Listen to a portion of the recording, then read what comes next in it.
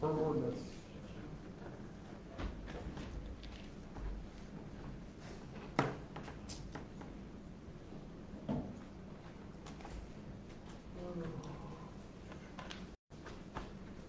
All right, call to order, pledge allegiance.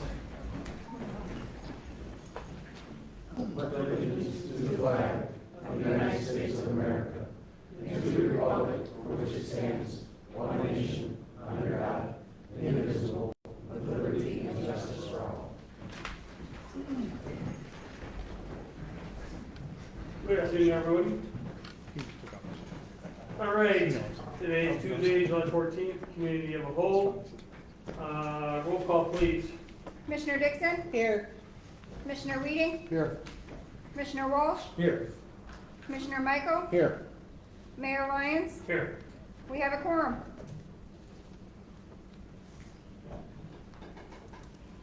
All right, I need a motion to approve the minutes of the committee of a whole meeting from Tuesday, June 9th. I'll make the motion. Second. Commissioner Michael? Yes. Commissioner Walsh? Yes. Commissioner Dixon? Yes. Commissioner Weeding? Yes. Mayor Lyons? Yes. Motion carries. All right, we have 6 things on our agenda today to discuss for community of the whole. First thing up in discussion is going to be comprehensive park master plan. Steve, you're up first. Thank you, Mayor and Council. As you're aware, we've kept the council updated on this project. The City of Braidwood and the Braidwood Park District jointly developed a proposed 2026 through 2031 comprehensive park master plan to guide parks, recreation, open space, and connectivity improvements over the next 5 years throughout the City of Braidwood. The plan was prepared through a 3-phase approach: analyze, envision, and implement. Beginning in the winter of 2026 is when we're hoping to start the implementation process. It includes a full inventory of existing park assets, community input collected through the CMAP comprehensive plan process, and prioritizing a 5-year action plan. So Josh and myself, we spent many hours with RVI, and the Park District has been a tremendous partner in this, and they've kind of, obviously they're taking the lead on some of the envisioning and the strategies. So I want to turn this over to Josh, and Josh can kind of walk through a couple of the phases and some of the summaries that this plan has identified as weaknesses and strengths. Josh? So, obviously it's a very long document, 108 pages, but it's actually very well put together. Like Steve said, it's a 5-year strategic plan, but I think it will help kind of go even further than that into the future. The purpose behind this is to kind of give ideas of what can be done if the funding becomes available, whether it be from the grocery tax proceeds or grants or whatever the case may be. This encompasses all of the different parts of the town. So the ones that are owned by the Park District and the ones that are also owned by the city, because it's a whole community approach. So it does give different objectives, especially when it comes to providing guidance for the replacement of outdated amenities. One thing we've learned in this plan by doing the inventory of parks throughout the community, the different assets and everything, is we learned that a lot of the thresholds set by IDNR for basically usable life. A lot of our amenities are way past their usable life. And it's just because, unfortunately, strain of funding and stuff like that, they just aged. So it provides that and improves connectivity from parks. It also addresses underserved areas that need to improve access for equality. And that's a big one. There's several areas in town that do not get served by a park per se, whether it be a community park or a neighborhood park. You look at a radius and distance to see how far from there can be served. A lot of the places, especially in the northwest portion of the town, northern portion, and the southeastern portion of the communities, don't really have walkable access to the public park. So that's what helps kind of guide that into the future with any future developments to show where we can cover, these areas to help provide that amenity for those people. And expanding, of course, facilities that we currently have, updating them, reviewing them, that kind of thing, whether it be stuff that the city owns, or the park district owns, or a joint venture in the future. It does provide an action plan, again, broken down kind of over 5 years, which talks about what priorities are, what priorities should be, and stuff like that. There were comments that we sent back from the park district to RBI as far as the, just some small adjustments to that plan, that timeline, because we wanted to really see an emphasis on the playgrounds being updated as well. So they kind of are adjusting that for us based off of feedback. And overall, again, that 1 year, 5 year, or 3 year, 5 year kind of plan, it really does help. Now, this isn't something that says that, hey, this has to be done. If it can't be done, then we know it can't. But again, it's a good guide on how to use those funds with the grocery tax proceeds, or if we go for any future grants or anything like that. This will help to really guide that. And it's a living and breathing document. So it can adjust. We can update it, we can change it. We can say, hey, our priorities have changed, 2 years down the road. We want to adjust this. That's the good thing about having a park site master plan, is it can be adjusted if we need to. It's not set in stone that you have to do this. It breaks it down by fiscal year in there, kind of gives you an idea of different things that can be done. Again, we can adjust that if things change, priorities change. And it also provides ideas of what can be done at these different park sites. For example, the Kitty Park here on Lincoln Street, what can be done with making it ADA compliance or an all-inclusive area, adding in access points for walking paths around it, the old Smoky Park, Goodrich Park, the Route 53, the Visitor Center, the Route 66 Visitor Center. It really does give a good plan on what can be done at these. It also includes Mitchell Street Pond out there, what kind of developments might be able to be added to that to help enhance that, as well as possibility of like redoing those piers that are out there. Those are in need of attention. So those are some things that were added into it from comments. But other than that, I think, 108 pages to hold. yeah, it's a very comprehensive, detailed analysis. So one of the things I think that Josh mentioned that from a city perspective is crucial is that this plan identifies future park space, as Josh talked about, where we're deficient, and how do we connect, either through pedestrian paths, bike paths, sidewalks, how do we connect city centers, retail, neighborhoods to our parks, and connect all these together to have a walkable, bikeable community. And this is huge for the city when it comes to applying for grants, that we have a plan, we have strategies, and it's also huge for the city when we work with developers on new subdivisions. It could be commercial, it could be residential subdivision, it could be a commercial development, and we will require certain donations from these developers to say, hey, you need to donate some of this space here for a potential future park, or we need this right away here for a future bike path, or we need this open space to connect to whatever. This plan guides us through that process. And it's very beneficial to the city to have this type of a guide when working with developers and potential commercial entities. And again, Josh, the park board has reviewed the plan. Yeah, we reviewed the plan. We submitted some of our feedback just based on adjusting some of those priorities on a park district perspective. But other than that, it's a very solid plan. And Josh and I met last Wednesday, to go over the changes and some of the suggestions the park district had, as well as what the city is thinking about. Those changes are not in the plan that's before you, but again, just kind of prioritizing things a little bit differently. Instead of doing Lions Park first, we'll do this park, so just nothing major, but just some sequencing things a little bit differently. And to add the bike trail master plan that Sean is working on, that will be added to this plan at the end, once Robinson's completed with the bike trail master plan. All right. Any questions or thoughts?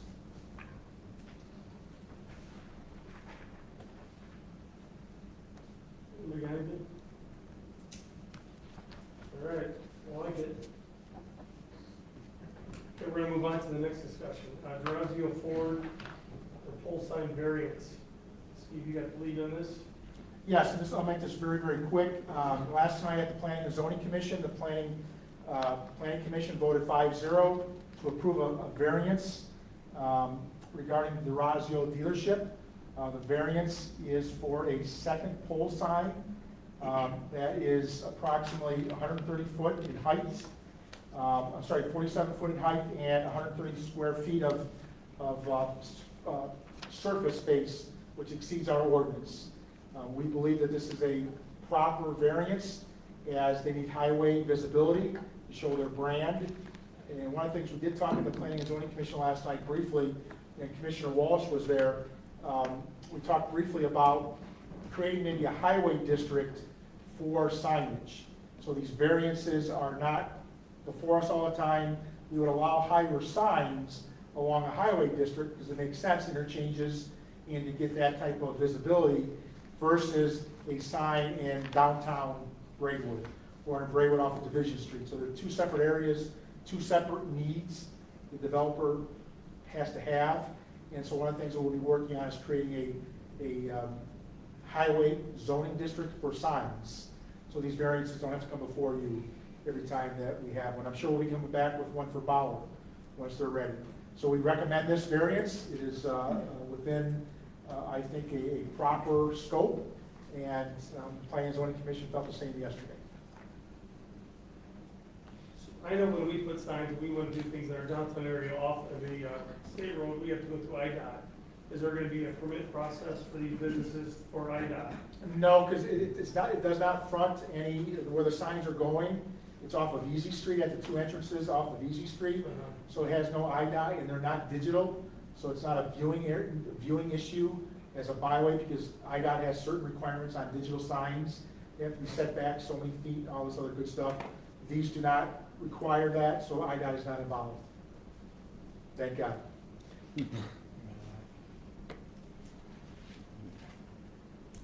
All right, any other comments or questions?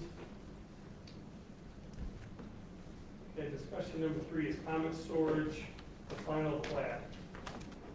This is just a house cleaning item. As you're aware, Common Storage is requesting a final plat approval. It's completed.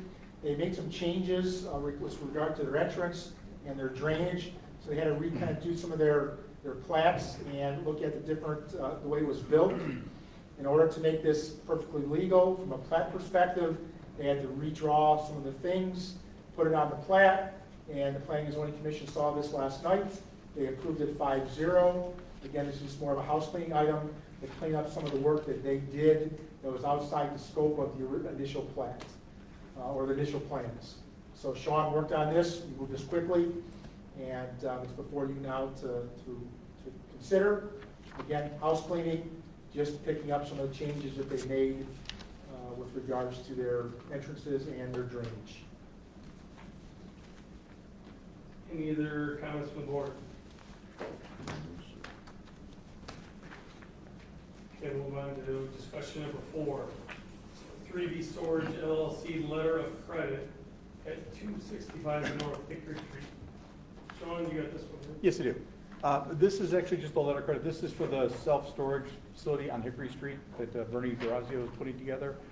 We have some public improvements that need to be taken care of, and this is one of the requirements we have. We need a letter of credit, basically, to take care of our public improvements. Some of the public improvements include they're going to be doing a surface pond as opposed to underground detention. That'll be across the right-of-way to the north side of where Second Street will come through. So they've got the pond's got to be covered. They've got some storms where they'll have to go across it to drain into that pond, which they will own also. And we've got some sanitary sewer service line stuff that has to be taken care of. But again, we have to have a letter of credit in place before we can allow them to go vertical. We've given them, they have a permit to do some limited foundation work for one of the buildings at this point in time as we're wrapping up the rest of the plans. But before they can go vertical on it, they need to have a letter of credit in place for this. So this is just a letter of credit for the public improvements. And one of the things we're still waiting on is is that what you saw in the initial plan was they were looking to do underground storage. He was going to do in previous pavers in underground storage. He had asked for a change if he could lease some property or rent some property out or buy some property, purchase it on the lot to the north of him That's correct. and to house his detention. So there's a little holdup in his final approvals because he's changed his detention. And so Sean is currently reviewing the design and that change of taking the detention from underground storage to the lot to the north. But we have given him a grading permit and a foundation permit. And we're waiting for the final reviews from Sean on the engineering for the new pond.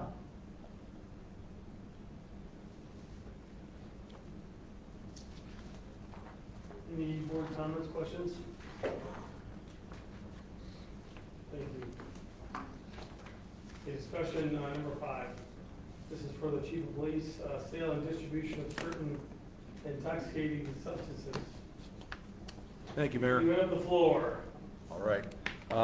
Thank you, Mayor. So you have in your packet ordinance recommended, put together by Attorney Brian Wallner to prohibit the sale and distribution of certain intoxicating substances here in Braidwood. If some of you might recall, early 2000s, there was a nationwide run on K2 and bath salts, and it became an epidemic really quickly. And states kind of caught on, got ahead of it, started to prohibit the products, and then the federal government prohibited the products. Since that time, the manufacturing and distribution of various synthetic intoxicating substances has gotten out of control.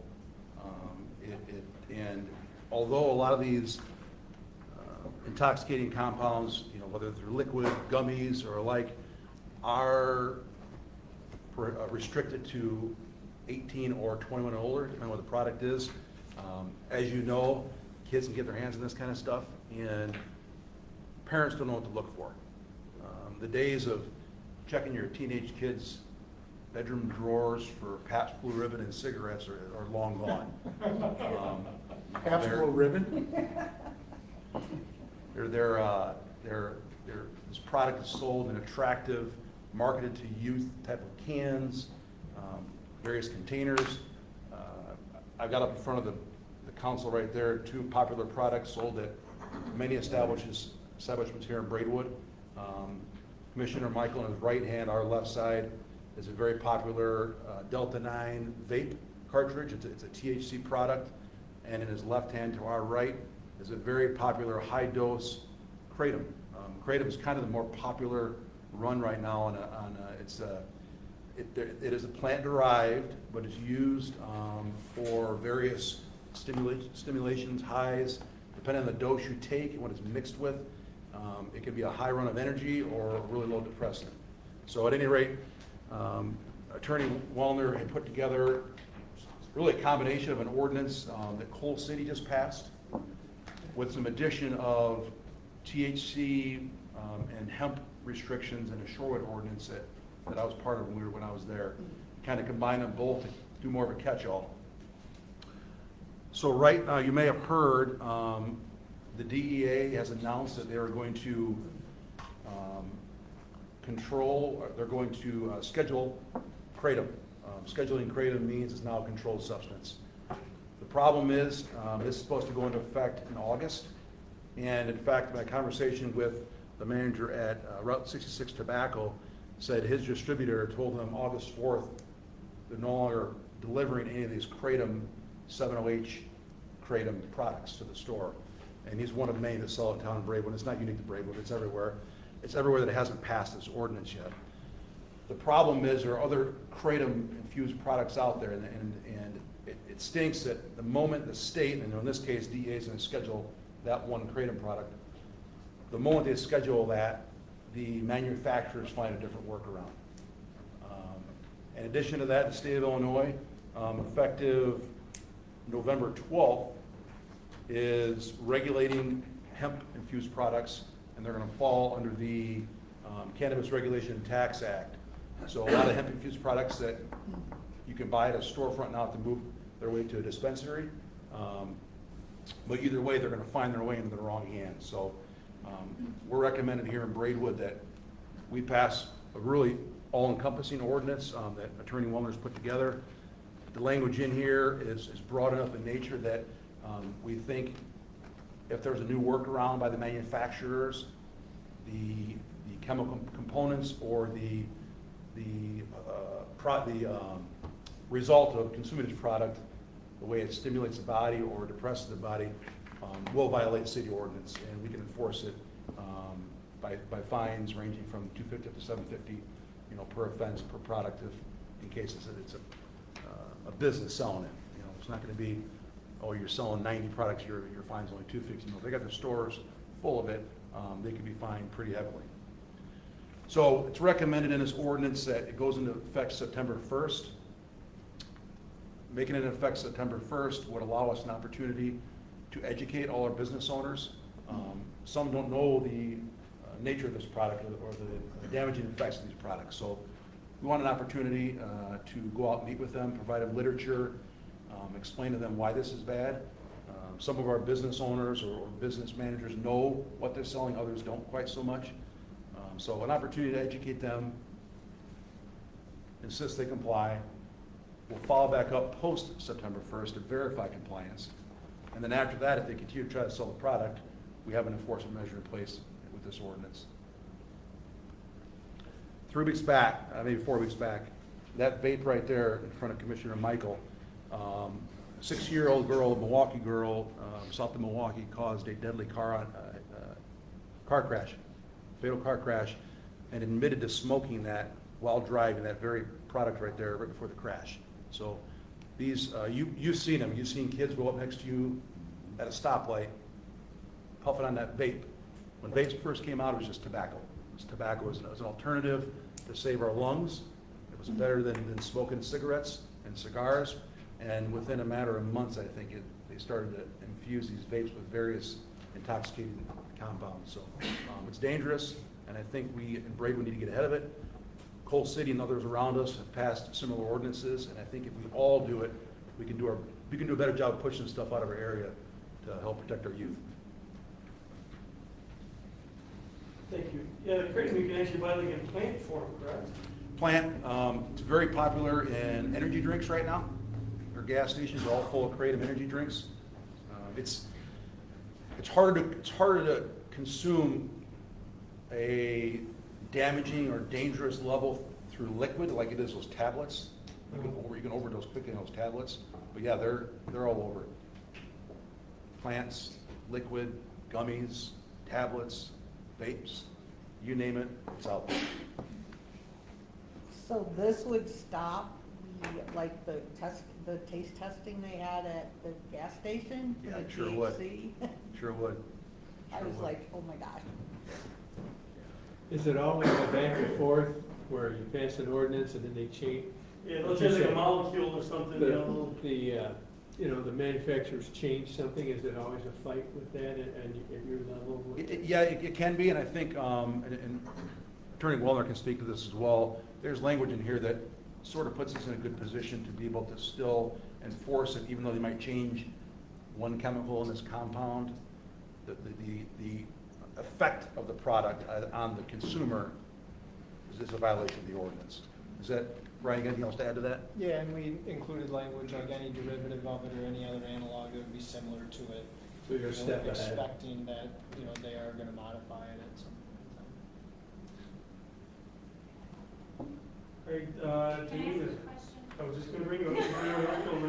Do you have anything to add to this topic? I just have a question. Does this also cover what's known as gas station heroin, which is 7.0 and tynectine? 7.0 is the Kratom, that's the most popular Kratom, 7.0. Okay, what about the tynecine? It's in there as well. Okay, perfect. That's all. Thank you. Yep. All right, thank you, Chief. Any other comments, discussions about this? Next, the final discussion is going to be the emergency repairs on a pump and building 65 air handler replacement. Rob, you're up on deck, but Thanks for coming, Rod. aren't you on vacation? We appreciate you coming, Rod. For the pump building, influent pump station, it's got 3 pumps, 65 horse They're about 1,500 pounds apiece. They stand about this tall, about 4,000 gallons a minute. They were installed back in 2013, the original pump. We have repaired one before. This will be the second one. I think it's pretty good for that many amount of years. We have changed the impellers out. This one here, basically, a seal felt that went in. If we got inside, shorted the motor, took the seals and stuff out. So now they gotta tear it all apart, bank it, clean it, bank it, and then rebuild it. The cord was, they said the cord was damaged, that it was starting the rubber was breaking down, it was getting moisture into the cord. So the cord was starting to short also, so the cord had to be replaced, so the price of wires up. But the new pump, I took and checked on what a new pump was gonna be, we were about 69,000. So this repairs at 28,900 or 20,900, something like that, so. Much more cost effective. So a lot cost effective, yes. So, basically say it's one out of the three right now, since we are running with the rain that we've got, we're still running sort of like high water. So we're still running two pumps. One of the pumps went down, now I'm short a pump, so that's why they gave me three. So like I said, it's never been repaired before that one happened. So I just figured it's, like I said, for the cost of it, taking care of repaired. Since it's a flight pump, it is a Cadillac of the pumps basically, and they're very pricey. But like I said, we've gotten 13, 14 years out of it and very little problems. Or hydromatics and a few other lift station pumps, I go through them every 3 to 5 years. So it's that flight in Indiana, and we're waiting for the approval to get it done. So bearings, seals, rubber O-ring kits. Some of the stuff isn't very much. I've seen the rubber O-ring kit. There's only like 4 O-rings and $1,000. The new impeller that we need to put on is like $9,900. So parts are cheap. That's where everything comes up that high. So and as far as the air handler on building 65, which is the blower building, we've got 3 65 horse Kaiser air compressor blowers in there, and it feeds the air to my digesters for aerobic digestion. And we run anywhere from 1, 2, or 3 of them, depending upon how full the digesters are. And right now we have one of the motors are down. Basically, it was from heat related, and that's what goes back to the air handler. Air handler, we've been having problems like the last month or so where we would get the cooling air to the real warm. And That building gets up to like 200 degrees. It'll get up 200 degrees, yeah. We don't start opening doors or something like that. And the thermistors and the motors are tend to take them shut down. And then once it takes hours for them to cool down before they take and turn them back on. But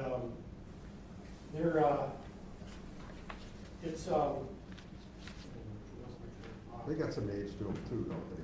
yeah, those are also 13 years, going on That's 14 what I years thought. on the age of the plant. That motor actually, the air handler is actually a 2010, and it was installed in 2012. So that's sort of just sat on the shelf someplace for 2 years.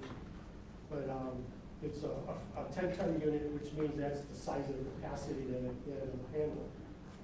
The thing is like 14 foot by 6, 7 foot wide. It's a monster unit that sits outside. It's a cooling unit only. It is built to where, since it is a makeup air unit, you could take and have coils in it for heating also. But that room creates all kinds of heat. It doesn't need a heater in it. But it's getting that time. It's got 2 compressors in it. One of the compressors is bad. It's called a McQuay. McQuay was bought out about 5, 6 years ago. Parts are not readily available any longer. The economizer system, which is part of the circuit control board, is obsolete. They tried taking the parts out and repairing the parts or replacing the parts, and they're priority parts. There's only one of the kind of type for it. So everybody that we talked to recommended just replace it. Plus, when you're getting a little bit better efficiency model, the York that they're going to replace is a right-hand discharge, exactly the way that one is. They figured they're going to cut the steel off, drop the new one down. They have to put a new hookup for an AC unit on a disconnect right there. and then they're gonna take off, it's got a light insulation, fabric that's, weatherproof. They're gonna peel all that all off, all the way up to the wall, and then all that's gonna get replaced and put back, so it'll be all nice and, weatherproof and sealed. But I like it that it's a York unit, Sure. name brand. I had a couple other places that they were gonna put some China type new ones in that, I just wasn't comfortable with. I think the goal is longevity. I think Yeah. that's what yours are And about. CMS was the low bidder that had won the bid to put the makeup air units in for the sewer plant back in 2011. So, I mean, like I say, I always had them work on the big ones, and then the smaller ones, we had Lifetime Lockwood who would come in and work on the smaller ones. But on the other hand, the smaller ones, we just had those replaced by Lockwood 3 or 4 months ago, and it was the same reason. Sanyo's out of business, you can't buy parts. We had one had a coolant line, they couldn't repair it. One had a control board that was bad, you couldn't fix it, so we ended up getting all new ones. So, Well, I know that Steve had money actually to come tonight. Thank you for taking time out. it definitely makes, I mean, yeah, it's, you walk in the room, and you got blowers that are creating heat, and you gotta have air in there to keep everything cool, or the motors start shutting down. So it's just the way business is. Rob, how long do you think, I mean, the repair would last? Do you have a guesstimate? Well, it's lasted 13 years so far. That was that brand new though before? Yes. I mean, can you match this up to a brand new unit then? Oh, yeah, that unit, like I said, it's right-hand discharge. We pick the unit up, it's almost the same identical type in what it looks like. Right-hand discharge, so that with the ductwork that has to be changed. And they're willing to take all the insulation up, the whole ductwork, and put new re-insulation on it, and it's all weatherproof and waterproof. So the stuff doesn't rust. Everything motor-wise and stuff now looks good. So we're just gonna cut a few branches and move it off to the side and down over with the new. And like I said, this thing's huge. It's like 14 or 16 foot thick by 6 or 8 feet high. So good size unit. We got 3 of those down there. So that was the only cooling unit. The other 2 are heating and fan units that they run 24/7. They pressurize the buildings. Yeah, we need it. So it's, actually, I think it must be really all that bad. Comparable to, I know you did a lot of shopping.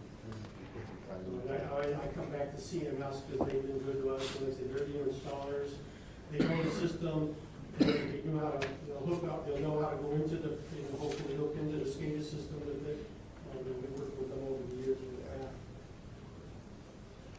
Rob, thank you. Thanks very much. Thanks. So this is an emergency purchase. As per our policy, our purchasing policy, we need to bring this before the council and waive the bids. But I wanted Rob to explain why this is happening and why it was an emergency and why we could not wait for a bidding process. All right, thank you. 95 degrees today. No. So those are 6 discussion items for tonight. Fixing up is public comment. Anybody have a public comment for these discussions today for this meeting with Kyle? If you do, it's things related to things that we just talked about in this meeting. So if you have a public comment, just come up to the mic, state your name, and give your address, and you have the floor for 3 minutes. Is there a public comment for this topic today? For any of these 6 discussions that are taking? Okay, executive session. Does anybody have anything for executive session?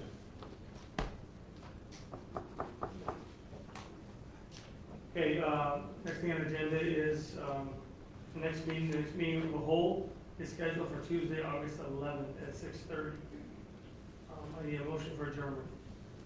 I'll make the motion. I'll second. Commissioner Michael? Yes. Commissioner Weeding? Yes. Commissioner Dixon? Yes. Commissioner Walsh? Yes. Mayor Lyons? Yes. We have adjourned. All right, we're going to start our next meeting at 7:10, so we'll take a 5-minute break.